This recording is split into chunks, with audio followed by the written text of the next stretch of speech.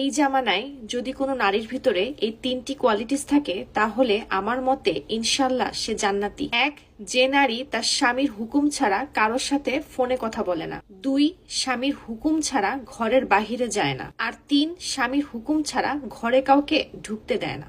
স্বামী সময় দেয় না, নিজের প্রতি সময় দেওয়া বাড়িয়ে দিন। স্বামী যত্ন নেয় না, নিজের প্রতি যত্ন বাড়িয়ে দিন। স্বামী খেয়াল রাখে না, নিজের খেয়াল বাড়িয়ে দিন। স্বামীর অবহেলায় না খেয়ে না ঘুমিয়ে চেহারা নষ্ট করবেন না। আপনার সৌন্দর্য আপনার স্বামীকে ফিরিয়ে দিতে না পারলেও আপনার সেলফ কনফিডেন্টকে বাঁচিয়ে রাখবে। মনে রাখবেন, আপনার কষ্ট দেখেও যদি আপনার স্বামী পরিবর্তন না হয় তাহলে আপনার ধ্বংস দেখেও আপনার স্বামী পরিবর্তন হবে না। নারীর সৌন্দর্য আপনার সম্পদ।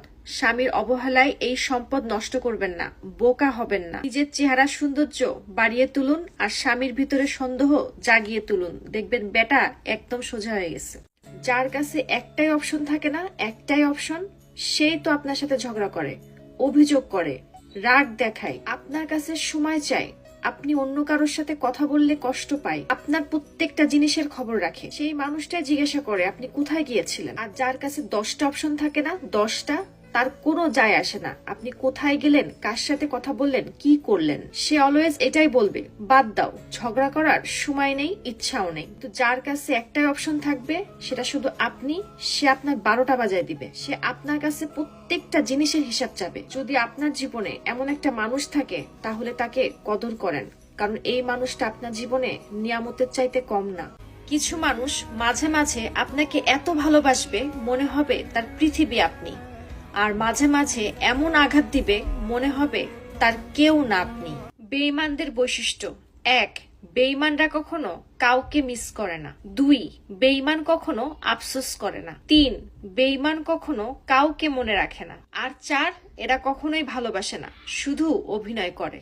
যে মানুষটা আপনার মানসিক শান্তি নষ্ট করে সে কখনোই আপনার ভালোবাসার মানুষ হতে পারে না। ভালোবাসার মানুষ কখনো ভেঙে পড়তে দেয় না, নিঃশেষ হতে দেয় না, ধ্বংস হতে দেয় না। সত্যিকারের ভালোবাসার মানুষ আপনাকে ভাঙতে নয়, গড়তে আসে। তারা নিরাপত্তা দিতে আসে, বেঁচে থাকার অনুপ্রেরণা দিতে আসে। সত্যিকারের ভালোবাসার মানুষ কখনো কষ্টের ফিলিংস দেয় না, দেয় শান্তির ফিলিংস। শুধু আপনাকে বুঝতে হবে সেই মানুষটাকে। বোকা নারী কখনোই সেই পুরুষকে ভালোবাসে না যেই পুরুষ তাকে তার জীবনের চাইতেও বেশি ভালোবাসে। বোকা নারী সেই পুরুষকে ভালোবাসে যেই পুরুষ তাকে মানসিক অশান্তি দিয়ে জীবনটা ছাড়কাড় করে ফেলে। একবার ছেড়ে চলে যাওয়া মানুষটা যদি কাবা ঘরের সামনে দাঁড়িয়েও বলে আমি তোমাকে কখনো আর ছেড়ে চলে যাব না, তারপরেও বিশ্বাস করবেন না। কারণ এই ছেড়ে চলে যাওয়া মানুষগুলো তো আপনার জীবনে বারবার ফিরে আসবে, কিন্তু আবার বারবার ছেড়ে চলে যাবে। আর আপনি মানসিক রোগী হয়ে রাস্তায় পাগল হয়ে ঘুরবেন অথবা ঘরের এক কোণে পড়ে থাকবেন।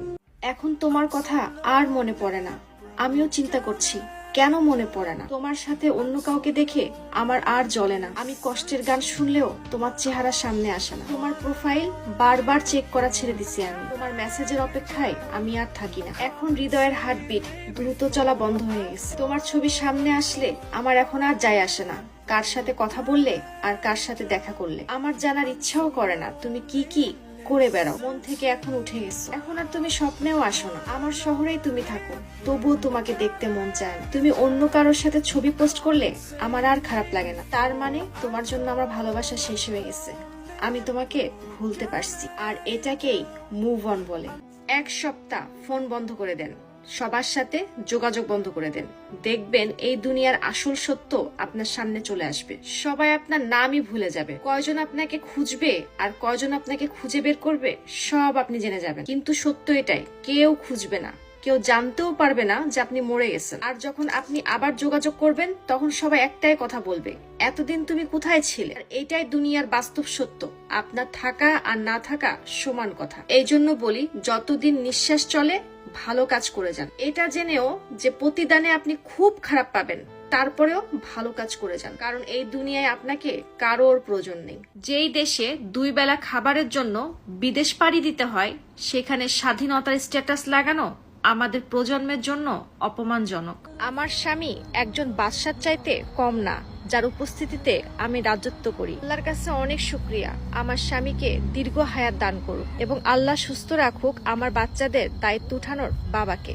আমিন। কিছু পুরুষ এখনো পর্যন্ত নিজের লুঙ্গিটাও সামলাইতে পারে না, কিন্তু স্বপ্ন দেখে 4টা বউ সামলাবে।